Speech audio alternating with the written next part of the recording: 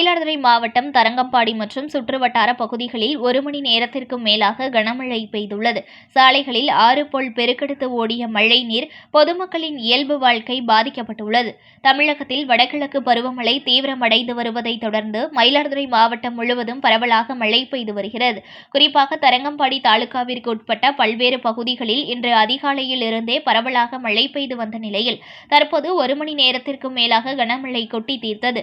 இதனால் தரங்கம்பாடி கடற்கரைக்கு செல்லக்கூடிய பிரதான சாலை முழுவதும் மழைநீர் சூழ்ந்து சாலையில் ஆறு போல் பெருக்கெடுத்து ஓடியது. திடீர்குப்பம், தட்டார தெரு உள்ளிட்ட பல்வேறு தெருக்களில் மழைநீர் சாலைகளில் ஆறு போல் பெருக்கெடுத்து ஓடியதால் பொதுமக்கள் வீடுகளை விட்டு வெளியேறாமல் வீடுகளுக்குள் முடங்கினர். கனமழையின் காரணமாக பொதுமக்களின் இயல்பு வாழ்க்கை முற்றிலுமாக பாதிக்கப்பட்டது. மேலும் தரங்கம்பாடி தாலுகா பகுதிகளில் விட்டுவிட்டு கனமழை பெய்து வரும் போதிலும் பள்ளிகளுக்கு விடுமுறை அளிக்கப்படாததால் மாணவ மாணவிகள் கடும் சிரமத்திற்கு உள்ளாகின்றனர். மழையில் நனைந்தபடியே சென்றனர்.